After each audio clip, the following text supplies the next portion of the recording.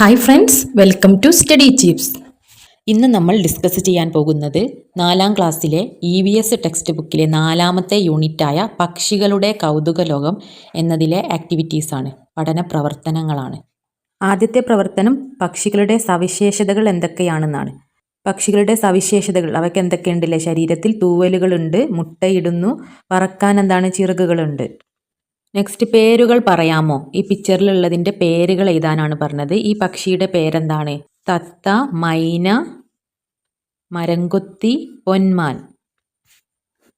കൂടൊരുക്കുന്നവർ നമ്മൾ പക്ഷികൾ കൂട് കൂട്ടുന്നത് കണ്ടിട്ടുണ്ടല്ലേ? മരത്തിൻ്റെ മുകളിലും ഇങ്ങനത്തെ പൊത്തുകളിലും മരത്തിൻ്റെ ചില്ലകളിലൊക്കെ ആയിട്ട് കൂടുണ്ടാക്കുന്നത് കണ്ടിട്ടുണ്ട്. പക്ഷികൾ എവിടെയെല്ലാമാണ് കൂട് നിർമ്മിക്കുന്നതെന്നാണ് ചോദിച്ചത്. മരപ്പൊത്തിൽ, മാളത്തിൽ, മരത്തിൻ്റെ ചില്ലകളിലല്ലേ, അവിടെയൊക്കെയാണ് പക്ഷികൾ കൂടുണ്ടാക്കുന്നത്. ഈ കൂടുണ്ടാക്കാത്ത പക്ഷികളുമുണ്ട് അല്ലേ? എല്ലാ പക്ഷികളും ഇങ്ങനെ കൂടുണ്ടാക്കുന്നവയല്ല. ചില പക്ഷികൾ ഉണ്ടാക്കി വെച്ച ഈ കൂടിൽ പോയിട്ട് മുട്ടയിടുന്നവരുണ്ട്. അവർ സ്വന്തമായിട്ട് ഉണ്ടാക്കില്ല. അങ്ങനെ ഒരു പക്ഷിയാണ് നമ്മുടെ കുയിൽ. കുയിൽ സ്വന്തമായി കൂടുണ്ടാക്കുകയോ കുഞ്ഞുങ്ങളെ പരിപാലിക്കുകയോ ചെയ്യുന്നില്ല. ഇവ കാക്കയുടെ കൂട്ടിലാണ് മുട്ടയിടുന്നത്. പല പക്ഷികൾക്കും കൂട് നിർമ്മിക്കുന്ന പതിവില്ല. മറ്റ് പക്ഷികൾ ഉപേക്ഷിച്ച കൂട്ടിൽ മുട്ടയിടുന്നവരും ഉണ്ട്. കാക്കൻ്റെ കൂട്ടിലാണ് നമ്മുടെ കുയിൽ മുട്ടയിടുന്നത്. കുയിൽ സ്വന്തമായി കൂടുണ്ടാക്കാത്ത ഒരു പക്ഷിയാണ്. അപ്പോൾ സ്വന്തമായിട്ട് കൂടുണ്ടാക്കാത്ത ഒരു പക്ഷി ഏതെന്ന് ചോദിച്ചാൽ നമുക്ക് കുയിലിനെ എഴുതാം അല്ലേ? വിരുന്നുകാർ.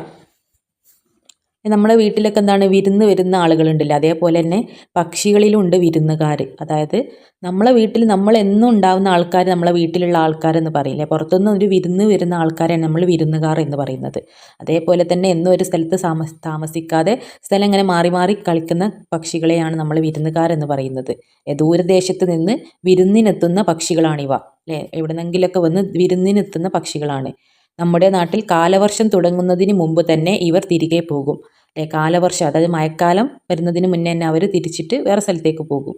ചില പ്രത്യേക കാലങ്ങളിൽ ദൂരദേശത്ത് നിന്നും പറന്നെത്തുന്ന പക്ഷികളാണ് ദേശാടന പക്ഷികൾ. നമ്മുടെ ചില കാലാവസ്ഥകളിൽ, പ്രത്യേക കാലാവസ്ഥകളിൽ എവിടെന്നെങ്കിലുമൊക്കെ പറന്നു വരുന്ന ഈ വിരുന്നുകാരെയാണ് നമ്മൾ ദേശാടന പക്ഷികൾ എന്ന് പറയുന്നത്. ഇതാരാണ്? മഞ്ഞക്കിളിയാണല്ലേ? അപ്പം മഞ്ഞക്കിളി ഒരു ദേശാടന പക്ഷിയാണ്. അവ എന്നും ഒരു സ്ഥലത്ത് തന്നെ നിൽക്കില്ല. അവ ഇങ്ങനെ സഞ്ചരിച്ചു കൊണ്ടേയിരിക്കും. ഒരു സ്ഥലത്ത് നിന്ന് ഒരു സ്ഥലത്തേക്ക് ഇങ്ങനെ മാറി താമസിച്ചു കൊണ്ടേയിരിക്കും. അപ്പോൾ വിരുന്നുകാർക്കുള്ള പേരെന്താണ്? ദേശാടന പക്ഷികൾ. സഞ്ചരിക്കാം, ഇര പിടിക്കാം. പക്ഷികളുടെ ചിത്രങ്ങൾ തന്നിട്ടുണ്ട്. അതായത് സഞ്ചരിച്ച് ഇര പിടിക്കുന്ന പക്ഷികളാണ് ഇവയൊക്കെ. നടന്നുകൊണ്ട് വെള്ളത്തിലൂടെ ഇര പിടിക്കും, പറന്നുകൊണ്ട് വെള്ളത്തിൽ പോയിട്ട് മീനിനൊക്കെ പിടിക്കുന്ന ഇര പിടിക്കുന്ന പക്ഷികളാണ്. ഇര പിടിക്കുന്നതിനും സഞ്ചരിക്കുന്നതിനും സഹായിക്കുന്ന എന്തെല്ലാം ശാരീരിക പ്രത്യേകതകളാണ് പക്ഷികൾക്കുള്ളത് അല്ലേ? പക്ഷികൾക്ക് ശരീരത്തിൽ എന്തൊക്കെ പ്രത്യേകതയുള്ളത്? ഇര പിടിക്കാൻ ആവശ്യമായ ചുണ്ടുകളില്ലേ? നല്ല നീണ്ട കൂർത്ത ചുണ്ടുകളുണ്ട്. അതേപോലെ നല്ല നീണ്ട നഖങ്ങൾ ഉപയോഗിച്ച് നല്ല കാലുകളില്ലേ? നീണ്ട കാലുകൾ, വെള്ളത്തിലൂടെ നടന്നു പോകാൻ പറ്റിയ നല്ല നീണ്ട കാലുകളും നഖങ്ങളും ഒക്കെ ഉണ്ട് ഇല്ലേ? അതിനനുസരിച്ച് പറക്കാനുള്ള ചിറകുകളും എല്ലാം പക്ഷികൾക്കുണ്ട്. ആകൃതി, വലുപ്പം, കാലുകൾ, ചിറകുകൾ തുടങ്ങിയവ സഞ്ചാരത്തിന് എങ്ങനെ സഹായിക്കുന്നു? അവയുടെ സഞ്ചാരത്തിന് എങ്ങനെ? ചിറകുകൾ പറക്കാനും കാലുകൾ നടക്കാനും അല്ലേ? അവയുടെ വലുപ്പത്തിനനുസരിച്ചില്ലേ? ആകൃതിയും വലുപ്പത്തിനും, ഇതിൻ്റെ ആകൃതിയും വലുപ്പം കണ്ടില്ല, നീണ്ട കാലുകളൊക്കെ ഉണ്ടായതുകൊണ്ട് അവയ്ക്ക് വെള്ളത്തിലൂടെ നടന്നു പോകാൻ കഴിയുന്നുണ്ട് അല്ലേ? അവയുടെ ഈ ആകൃതി, ചുണ്ടിൻ്റെ ആകൃതിക്ക് അനുസരിച്ചിട്ട് നല്ല നീണ്ട കൂർത്ത ചുണ്ടുകളായതുകൊണ്ട് തന്നെ കൊത്തി മീനിനൊക്കെ വെള്ളത്തിൽ നിന്നും കൊത്തി എടുക്കാൻ കഴിയുന്നുണ്ട്. ഇനി നമ്മുടെ പരുന്തിനെ നിങ്ങൾ കണ്ടിട്ടുണ്ടല്ലേ? കോഴിക്കുഞ്ഞുങ്ങളെയും മറ്റും റാഞ്ചിക്കൊണ്ടു പോകുന്ന പരുന്തിനെ കണ്ടിട്ടുണ്ടോ? എന്തെല്ലാമാണ് പരുന്തിൻ്റെ പ്രത്യേകതകൾ? പരുന്തിൻ്റെ പ്രത്യേകത എന്താണ് അല്ലേ? നല്ല കൂർത്ത ചുണ്ടുകളും നല്ല കൂർത്ത നഖങ്ങളുള്ള കാലുകളും അല്ലേ? ഈ കോഴിക്കുഞ്ഞിനൊക്കെ കൊത്തി കൊണ്ടുപോകാൻ, റാഞ്ചി കൊണ്ടുപോകാൻ ഈ കാല് ഉപയോഗിച്ചിട്ട് റാഞ്ചി കൊണ്ടുപോകാൻ പറ്റിയ കാലുകളാണ്. അതുപോലെ തന്നെ കൊത്തി തിന്നാൻ പറ്റിയ നല്ല കൂർത്ത ചുണ്ടുകളും നല്ല സ്ട്രോങ് ആയിട്ടുള്ള നല്ല ബലമുള്ള കാലുകളുമാണ് പരുന്തിനുള്ളത്. അപ്പോൾ ചിത്രങ്ങൾ യോജിപ്പിക്കാനാണ്. പക്ഷിയുടെ ചുണ്ടും കാലുകളും കണ്ടെത്തി യോജിപ്പിക്കുക. ഇതാരാണ്? നമ്മുടെ താറാവ്. താറാവിൻ്റെ കാലേതായതല്ലേ? താറാവിൻ്റെ കാലിനെ യോജിപ്പിക്കുക. ദെൻ പരുന്തിൻ്റെ കാല് നമ്മളിപ്പോൾ ഫോട്ടോ കണ്ടു അല്ലേ? പരുന്തിൻ്റെ കാലുകൾ നല്ല റാഞ്ചിയെടുക്കാൻ കഴിവുള്ള നല്ല സ്ട്രോങ് ആയിട്ടുള്ള കാലുകളാണ്. കൊക്കിൻ്റെത് നീണ്ട കാലുകളല്ലേ? വെള്ളത്തിലിറങ്ങി മീനൊക്കെ പിടിക്കാൻ പറ്റി നടക്കാൻ പറ്റിയ നല്ല നീണ്ട കാലുകളാണ് കൊക്കിനുള്ളത് അല്ലേ? അപ്പോൾ ഈ ചുണ്ടും കാലുകളാണ് പക്ഷികൾക്ക് ആഹാര സമ്പാദനത്തിന് സഹായമാകുന്നത്. അതിൻ്റെ ചുണ്ടുകൾ, നല്ല കൂർത്ത ചുണ്ടുകളും കാലുകളും ഒക്കെ ഉപയോഗിച്ചാണ് അവ ഇരയെ പിടിക്കുന്നത്. പക്ഷികളും പരിസ്ഥിതിയും. പക്ഷിലോകത്തെ വൈവിധ്യം നിങ്ങൾ കണ്ടല്ലോ. പക്ഷികൾ നമ്മുടെ ചുറ്റുപാടിനെ മനോഹരമാക്കുന്നു. അതോടൊപ്പം അവയെ കൊണ്ട് ഒട്ടേറെ പ്രയോജനങ്ങളുണ്ട്. അവ എന്തൊക്കെയാണെന്ന് നോക്കൂ. പക്ഷികളെ കൊണ്ട് നമുക്കുണ്ടാകുന്ന പ്രയോജനങ്ങൾ, ഉപകാരങ്ങൾ എന്തൊക്കെയാണ്? മൂങ്ങയും പരുന്തും പോലെയുള്ള ഇരപിടിയന്മാർ എലികൾ പെരുകുന്നത് തടയുന്നു. മൂങ്ങയും പരുന്തും ഒക്കെ എന്താണ് എലിയൊക്കെ പിടിച്ച് തിന്നുന്നവരാണല്ലേ, ഇരപിടിയന്മാരാണ്. അപ്പോൾ അങ്ങനത്തെ എലികൾ പെരുകുന്നത് തടയുന്നു. അവർ തിന്നുന്നതിലൂടെ കുറേ എലികൾ പരന്നുണ്ടാവുന്നത് തടയുന്നു. വിത്ത് വിതരണത്തിന് സഹായിക്കുന്നു. ചില പക്ഷികളൊക്കെ വിത്ത് വിതറാൻ വേണ്ടിയിട്ട് ഇങ്ങനെ പറന്ന് വിത്ത് വിതറി സഹായിക്കുന്നവയുണ്ട്. കീടങ്ങളെ നിയന്ത്രിക്കുന്നു അല്ലേ, കീടങ്ങൾ പോലത്തെ പ്രാണികൾ, അങ്ങനത്തെ പ്രാണികളൊക്കെ തിന്നുന്ന പക്ഷികളുണ്ട്. മുട്ടയിടുന്ന പക്ഷികളുണ്ട്. ഇതൊക്കെ എന്താണ്, മുട്ടയും മാംസവും ഇറച്ചിയൊക്കെ നമുക്ക് ലഭിക്കുന്നു അല്ലേ പക്ഷികളിലൂടെ. പരിസ്ഥിതിക്ക് ഏറെ ഗുണം ചെയ്യുന്ന പക്ഷികളുടെ എണ്ണത്തിൽ കുറവ് വന്നുകൊണ്ടിരിക്കുന്നു. എന്തെല്ലാമായിരിക്കും ഇതിനുള്ള കാരണങ്ങൾ? പക്ഷികൾ നമുക്ക് ചെയ്യുന്ന ഉപകാരങ്ങൾ, ഗുണങ്ങൾ നമ്മൾ ചർച്ച ചെയ്തു അല്ലേ.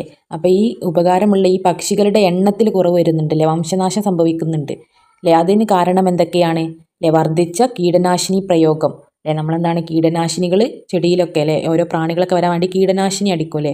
അതൊക്കെ ഓരോ പക്ഷികൾ വന്ന് തിന്നിട്ട് നമ്മുടെ പക്ഷികളെല്ലാം മരിച്ചു പോകാൻ കാരണമാകുന്നുണ്ട് ഇല്ലേ. അപ്പോൾ പക്ഷികളുടെ എണ്ണത്തിൽ കുറവ് വരികയാണല്ലേ. പരിസ്ഥിതി മലിനീകരണം അല്ലേ, നമ്മൾ പരിസരമൊക്കെ മലിനമാക്കുന്നതിലൂടെ പക്ഷികൾ ഓരോന്ന് തിന്നാൻ പറ്റാത്ത സാധനങ്ങളൊക്കെ തിന്നിട്ട് പക്ഷികളുടെ എണ്ണത്തിൽ കുറവ് വരുന്നുണ്ട്. വനനശീകരണം, ഒരുപാട് പക്ഷികളുടെ വാസസ്ഥലമാണ് നമ്മുടെ മരമൊക്കെ അല്ലേ, വനം. കാടുകളിലൊക്കെ എന്താണ്, കാടുകളിലെല്ലാം മരങ്ങളിലൊക്കെയാണ് കുറേ പക്ഷികൾ ജീവിക്കുന്നത്, അവരുടെ വാസസ്ഥലമാണ്.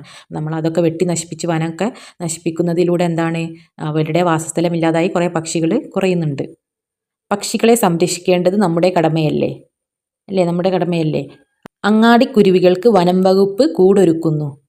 പാലക്കാട് വനം വകുപ്പ് വംശനാശ ഭീഷണി നേരിടുന്ന അങ്ങാടിക്കുരുവികൾക്കായി കുരുവിക്കൊരു കൂട് പദ്ധതി ആരംഭിച്ചു അല്ലേ. അപ്പം അങ്ങാടിക്കുരുവി എന്ന പക്ഷിക്ക് എന്താണ്, വംശനാശം സംഭവിക്കാനായിട്ടുണ്ടല്ലേ, അതായത് നശിച്ചു പോകാനായിട്ടുണ്ട്.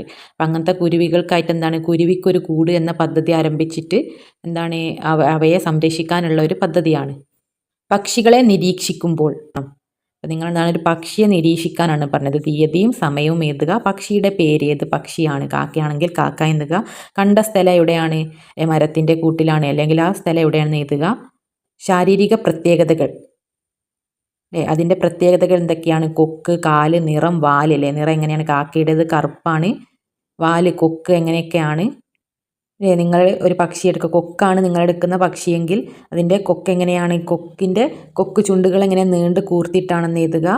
കാലുകൾ നല്ല നീളമുള്ള നീണ്ട കാലുകളാണ്, വലിയ കാലുകളാണ്, നിറം വെള്ള കളറാണ്, വാല് നല്ല നീണ്ടിട്ടുള്ള വാലാണെന്നൊക്കെ പറഞ്ഞിട്ട് എഴുതുക. നിങ്ങൾ ഇനി എടുക്കുന്നത് പരുന്താണ് പക്ഷിയുടെ പേരെങ്കിൽ പരുന്തിൻ്റെ കാലുകൾ എങ്ങനെയാണ്, നല്ല ശക്തിയുള്ള, ഓരോ കോഴിക്കുഞ്ഞിനൊക്കെ റാഞ്ചാൻ പാകത്തിലുള്ള നല്ല ഉറപ്പുള്ള കാലുകളാണല്ലേ. അതേപോലെ തന്നെ നിറം എന്താണ്, വാലെങ്ങനെയാണ്, കൊക്കെങ്ങനെയാണ്, നല്ല ശക്തിയുള്ള ചുണ്ടുകളാണല്ലേ, നല്ല ഉറപ്പുള്ള, കൊത്തി തിന്നാൻ പറ്റിയ, അതായത് മാംസം മാത്രം കഴിക്കുന്ന പക്ഷികളാണ് പരുന്തൊക്കെ അല്ലേ. അപ്പോൾ മാംസം മാത്രം കഴിക്കുന്നവർക്ക് അതിനനുസരിച്ചിട്ടുള്ള ചുണ്ടുകളും കാലുകളും, നല്ല ശക്തിയുള്ള ചുണ്ടും കാലുകളൊക്കെയാണ് ഉണ്ടാവുന്നത്. നാം വളർത്തുന്ന പക്ഷികൾ, പക്ഷിയുടെ ചിത്രങ്ങൾ എന്തൊക്കെയാണുള്ളത്, നമ്മൾ വളർത്തുന്ന താറാവ്, കോഴി, ലവ് ബേർഡ്സ്, ടർക്കി കോഴികൾ, പ്രാവ്, അരയന്നങ്ങൾ, ടർക്കി കോഴികൾ, അങ്ങനത്തെ നമ്മൾ വളർത്തുന്ന പക്ഷികളുടെ ചിത്രമാണ് ഇവിടെ തന്നിട്ടുള്ളത്. എന്തെല്ലാം ആവശ്യങ്ങൾക്ക് വേണ്ടിയാണ് നാം ഇവയെ വളർത്തുന്നത്, നമ്മൾ എന്തിനാണ് ഇവയെ വളർത്തുന്നത് അല്ലേ. നമ്മൾ വളർത്തുന്ന പക്ഷികൾ എന്തിനെയാണ് നമ്മൾ വളർത്തുന്നത്, അവയെ ഒരു അലങ്കാരത്തിന് വളർത്തുന്നവയുണ്ട്. പ്രാവിനൊരു അലങ്കാരത്തിനാണ് വളർത്തുന്നത്, നമുക്കെന്താണ് മുട്ടയോ മാംസമോ ഒന്നും തരുന്നില്ലല്ലോ, അപ്പോൾ ഒരു അലങ്കാരത്തിന് വളർത്തുന്നവയുണ്ട്. ലവ് ബേർഡ്സിനെയും അലങ്കാരത്തിന് വേണ്ടിയിട്ടാണ്, ഒരു കാണാൻ രസം, നമ്മളൊരു സന്തോഷത്തിന് വേണ്ടി വളർത്തുന്നവയാണ്. അതുപോലെ നമ്മുടെ കോഴിയൊക്കെ എന്തിനാണ്, മുട്ടയ്ക്ക് വേണ്ടിയിട്ടും മാംസത്തിന് വേണ്ടിയിട്ടും നമ്മൾ പക്ഷികളെ വളർത്താറുണ്ട് ഇല്ലേ. അപ്പം മുട്ടക്കും മാംസത്തിനും അവയുടെ ഇറച്ചിക്ക് വേണ്ടിയിട്ട് അല്ലേ. പ്രധാന പഠന നേട്ടങ്ങൾ, ചുറ്റുമുള്ള പക്ഷികളെ പട്ടികപ്പെടുത്തുന്നു അല്ലേ. പക്ഷികളെ നമ്മൾ പട്ടികപ്പെടുത്തി കൂടുകൾ, വാസസ്ഥലം, ആകൃതി എന്നിവയിൽ പക്ഷികൾ വൈവിധ്യം പുലർത്തുന്നുവെന്ന് കണ്ടെത്തി പറയുന്നു അല്ലെ. അവരുടെ കൂടുകൾ, വാസസ്ഥലം, ആകൃതി എന്നിവയിലൊക്കെ എന്താണ്, പക്ഷികളിൽ വ്യത്യാസമുണ്ടല്ലേ, വൈവിധ്യമുണ്ട്. സഞ്ചാര രീതി, ആഹാര സമ്പാദന രീതി എന്നിവയ്ക്കനുസരിച്ച് പക്ഷികളുടെ ശാരീരിക പ്രത്യേകതകൾ തിരിച്ചറിഞ്ഞ് രേഖപ്പെടുത്തുന്നു. അവയുടെ സഞ്ചാര രീതിയും അവ ഇരയെ പിടിക്കുന്ന രീതി അല്ലെ, ആഹാരം സംഭരിക്കുന്ന ആ രീതി, അവർ സഞ്ചരിക്കുന്ന, അവർ പറക്കുന്ന രീതി, നടക്കുന്ന രീതി എല്ലാം പക്ഷികൾ എന്താണ്, അവയുടെ ശാരീരിക പ്രത്യേകതയ്ക്കനുസരിച്ചിട്ട് വ്യത്യാസമുണ്ട് അല്ലേ. അവയുടെ പക്ഷികളുടെ ശരീരത്തിലുള്ള അവയവങ്ങൾക്കനുസരിച്ചില്ലേ, നല്ല കൂർത്ത കാലുകളും ചുണ്ടുകളും ഉള്ള പക്ഷികൾ എന്താണ്, മാംസം മാത്രം കഴിക്കുന്നവയായിരിക്കും. പരുന്തിൻ്റെ ചുണ്ടും കാലൊക്കെ കണ്ടില്ലേ അല്ലെ. മീനിനെ പിടിക്കുന്ന കൊക്കുകൾക്ക് എന്താണ്, അതിന് വേണ്ട കൂർത്ത ചുണ്ടുകളും കാലുകളും, നടക്കാൻ വേണ്ടിയ കാലുകളൊക്കെയാണ് ഉള്ളത്, വെള്ളത്തിലൂടെ നടക്കാൻ വേണ്ടിയ കാലുകളും അല്ലേ. പക്ഷി നിരീക്ഷണ പ്രവർത്തനങ്ങളിൽ ഏർപ്പെടുന്നു. പക്ഷി നിരീക്ഷിക്കാൻ പറഞ്ഞിട്ടുണ്ടല്ലേ, പക്ഷി നിരീക്ഷണ പ്രവർത്തനം നടത്താൻ പറഞ്ഞിട്ടുണ്ട്. പക്ഷികളുടെ പ്രാധാന്യം തിരിച്ചറിഞ്ഞ് പ്രസ്താവിക്കുന്നു അല്ലേ. പക്ഷികളുടെ പ്രാധാന്യം എന്തിനാണ്, ഇമ്പോർട്ടൻസ് നമ്മൾ ചർച്ച ചെയ്തു. വളർത്തു പക്ഷികളെ കൊണ്ടുള്ള പ്രയോജനങ്ങൾ പട്ടികപ്പെടുത്തുന്നു അല്ലേ? വളർത്തു പക്ഷികളെ കൊണ്ടുള്ള പ്രയോജനങ്ങളും നമ്മൾ അല്ലേ അവയുടെ കൊണ്ട് എന്തൊക്കെ ഉപകാരം എന്താണ് അല്ലേ? മുട്ടക്കും മാംസത്തിനും അലങ്കാരത്തിനും വേണ്ടി വളർത്തുന്നുണ്ട്. നെക്സ്റ്റ് വിലയിരുത്താം. താഴെ പറയുന്നവയിൽ കൂടുതൽ ശരിയായ പ്രസ്താവന ഏത്? ശരിയായ ട്രൂ ആയിട്ടുള്ള പ്രസ്താവന ഏതാണെന്നാണ് ചോദിച്ചത്. ഒരു പക്ഷിയുടെ വിരലുകൾ തമ്മിൽ ചർമ്മത്താൽ ബന്ധിക്കപ്പെട്ട് കാണപ്പെടുന്നു എങ്കിൽ ആ പക്ഷി ആണ് ഈ ഓപ്ഷൻസിൽ ഏതാണെന്നാണ് ചോദിച്ചത് അല്ലേ? പക്ഷിയുടെ വിരലുകൾ തമ്മിൽ ചർമ്മത്താൽ ബന്ധിക്കപ്പെട്ട് കാണപ്പെടുന്നു, അതായത് വിരലുകൾ ഇങ്ങനെ ബന്ധിച്ചിട്ടാണുള്ളത്.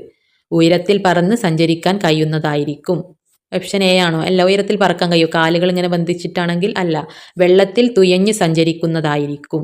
ഇരയെ റാഞ്ചിയെടുക്കുന്നതായിരിക്കും. പറക്കുവാൻ കഴിയാത്ത പക്ഷിയായിരിക്കും. ഇതിലേതാണ് ശരി? അല്ലേ, നമ്മുടെ താറാവിൻ്റെ കാലുകൾ കണ്ടില്ലേ? ഇതാണ് പറഞ്ഞത്, ചർമ്മത്താൽ ബന്ധിക്കപ്പെട്ടിരിക്കുന്നു അല്ലേ? ബന്ധിക്കപ്പെട്ടത് കണ്ടില്ലേ? വിരലുകൾ തമ്മിൽ ഇടയിൽ എന്താണ് ഒരു ബന്ധനമുണ്ട് അല്ലേ? ഇങ്ങനത്തെ ഗ്യാപ്പില്ല. ഈ വിരലുകൾ പോലൊക്കെ എന്താണ് ഇടയിൽ ഗ്യാപ്പല്ല ഉള്ളത്, ഒരു ബന്ധനമുണ്ട്. ഇതാണ് ചർമ്മത്താൽ ബന്ധിക്കപ്പെട്ടിരിക്കുന്നു എന്ന് പറഞ്ഞത്. അപ്പം നമ്മുടെ താറാവിൻ്റെ കാലാണ് അവിടെ ഉദ്ദേശിച്ചത്. താറാവിൻ്റെ കാലുകൾ ഇങ്ങനെ എന്തിനാണ്? വെള്ളത്തിലൂടെ നീന്താൻ വേണ്ടിയിട്ടാണ് അല്ലേ? അപ്പോൾ ഓപ്ഷൻ ബി വെള്ളത്തിൽ തുയഞ്ഞ് സഞ്ചരിക്കുന്നതായിരിക്കും അല്ലേ? ആ പക്ഷി ഏതാണ്? നമ്മുടെ താറാവാണല്ലേ? താറാവിൻ്റെ വിരലുകൾ തമ്മിൽ ചർമ്മത്താൽ ബന്ധിക്കപ്പെട്ട് കാണപ്പെടുന്നു. അപ്പോൾ ചർമ്മത്താൽ ഇങ്ങനെ ബന്ധിക്കപ്പെട്ടിരിക്കുന്നത് എന്തിനാണ്? വെള്ളത്തിൽ തുയഞ്ഞ് സഞ്ചരിക്കാനാണ്. കൂട്ടത്തിൽ പെടാത്തത് ഏത്? എന്തുകൊണ്ട്? ഇതിൽ കൂട്ടത്തിൽ പെടാത്തത് ഏതാണ്? പൊന്മാൻ, കൊക്ക്, നീർക്കാക്ക, കുരുവി അല്ലേ? കുരുവിയാണ് കൂട്ടത്തിൽ പെടാത്തത്. Option D. കാരണം എന്താണ്? നീർക്കാക്ക, കൊക്ക്, പൊന്മാനിൻ്റെ ഒക്കെ ചുണ്ടുകൾ എങ്ങനെയാണ്? കൂർത്തിട്ടാണല്ലേ? കൊക്കിൻ്റെ ചുണ്ടൊക്കെ എങ്ങനെയാണ്? മീനിനെ കൊത്താൻ വേണ്ടി നീണ്ട ചുണ്ടുകളാണ്, കൂർത്ത ചുണ്ടുകളാണ്. അതുപോലെ നീർക്കാക്കക്കും അതേപോലെ തന്നെ കൂർത്ത ചുണ്ടുകളാണ്. ഒക്കെ മീൻ പിടിക്കാൻ വേണ്ടിയിട്ട് നല്ല കൂർത്ത ചുണ്ടുകളാണ്. കുരുവിയുടെ ചുണ്ടിലാണ് വ്യത്യാസം. എന്തുകൊണ്ടെന്ന് ചോദിച്ചാൽ ചുണ്ടിലാണ് വ്യത്യാസമുള്ളത് അല്ലേ? ബാക്കിയുള്ളതിനെല്ലാം കൂർത്ത ചുണ്ടുകളാണ്, കുരുവിക്ക് കൂർത്ത ചുണ്ടുകളല്ല. തുടർ പ്രവർത്തനങ്ങൾ. പക്ഷികളുടെ ചിത്ര ആൽബം തയ്യാറാക്കുക. പക്ഷികളുടെ ചിത്രം ഒട്ടിച്ചിട്ട് ഒരു ആൽബം തയ്യാറാക്കാനാണ് പറഞ്ഞത്. കടലാസ്, ഓല എന്നിവ കൊണ്ട് പക്ഷികളെ നിർമ്മിക്കുക. കടലാസ്, ഓലയൊക്കെ വെച്ചിട്ട് ഇതേപോലെ പക്ഷികളെ നിർമ്മിക്കാനാണ്. പേപ്പർ കൊണ്ടൊക്കെ എന്താണ് പക്ഷികളെ ഉണ്ടാക്കാൻ കഴിയല്ലേ? തത്തയൊക്കെ ഉണ്ടാക്കാൻ സുഖമാണ്. അതേപോലെ ഒരു പക്ഷിനെ ഉണ്ടാക്കാനാണ് പറഞ്ഞത്. പക്ഷി നിരീക്ഷകരുമായി അഭിമുഖം സംഘടിപ്പിക്കുക അല്ലേ? പക്ഷി നിരീക്ഷകരുമായിട്ടൊരു അഭിമുഖം ഇതാനാണ് പറഞ്ഞത്. കേരളത്തിലെ പക്ഷി സങ്കേതങ്ങളെക്കുറിച്ച് കുറിപ്പ് തയ്യാറാക്കുക. ദേശാടന കിളികളെക്കുറിച്ച് കൂടുതൽ വിവരങ്ങൾ ശേഖരിക്കുക. സ്കൂളിൽ ഇക്കോ പാർക്ക് സ്ഥാപിക്കുക. ഇക്കോ പാർക്കിൽ പക്ഷികളെ ആകർഷിക്കുന്നതിനുള്ള ക്രമീകരണങ്ങൾ ഒരുക്കൽ. തുടർ പ്രവർത്തനങ്ങളൊക്കെ എന്താണ്? നിങ്ങൾക്ക് ചെയ്യാനുള്ള പ്രവർത്തനങ്ങളാണ്. ആൽബമൊക്കെ ഉണ്ടാക്കാനും അല്ലേ, പക്ഷികളെ പേപ്പർ വെച്ചിട്ടുണ്ടാക്കാനും അഭിമുഖം ഉണ്ടാക്കാനൊക്കെ നിങ്ങൾക്ക് ചെയ്യാനുള്ള പ്രവർത്തനങ്ങളാണ്, ആക്ടിവിറ്റീസാണ്. 4ാമത്തെ പാഠഭാഗത്തിലെ പ്രവർത്തനങ്ങളെല്ലാം നമ്മൾ ചെയ്തു. വീഡിയോ ഉപകാരപ്രദമായെങ്കിൽ ഒന്ന് ലൈക്ക് ചെയ്തും സബ്സ്ക്രൈബ് ചെയ്തും സപ്പോർട്ട് ചെയ്യാൻ മറക്കല്ലേ.